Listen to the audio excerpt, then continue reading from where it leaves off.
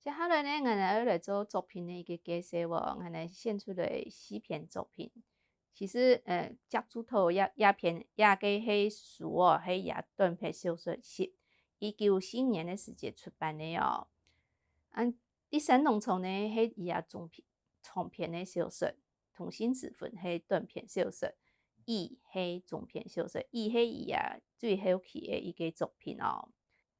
第一篇我们来介绍一个夹竹头。夹竹头也篇小说集呢，伊有底部有四篇作品，有夹竹头、有新生、有时同泡沫。其中呢，夹竹头、新生、有时是写嘅係中國北京的生活，泡沫伊寫嘅係台灣的竹條杯，就是今日竹條種哦，也只會發生的一個故事。因為向下期一個夾竹頭一本書裡邊呢，因為希望去介紹台灣的風景，俾一個中國的人來看哦。所以會寫除了北京的生活以外，也嘛同故鄉台灣的那個生活來寫出來哦。幾篇的小說的風格，其實就係以早期文學的風格哦，寫文字過講，按古呢送日文的洋上麻油。北京話過度，因為兒化韻哦，一直要過度兒化韻。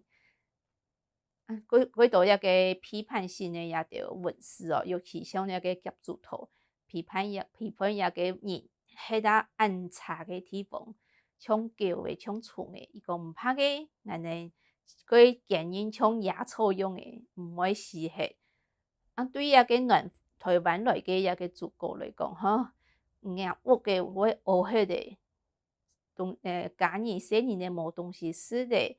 上不做個按歐做，嘛唔想辦法去改善哦。伊講冇辦法理解一個民族個要按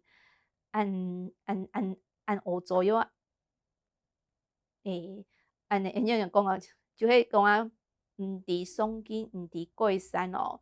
喺起台灣冇東西食，唔會自家去想辦法去工作去賺錢，其實唔要偷，就係搶，咁麼就係騙。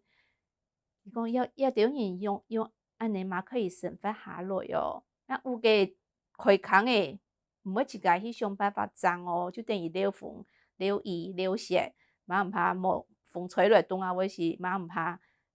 現實上誒上戶歐洲啊，或是嘛唔會去洗箱啊，來個那個打下去那個石馬啊啲東西全部跌下來，看到會嚇死哦。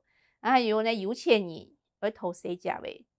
就開始吵，然後對一個冇錢人言過歧視哦。底部有個太太，有錢人的太太東西跌下的就開始冇證據，嘛是個罵來罵去，是個罵人哦。所以也個有一個批判性哦。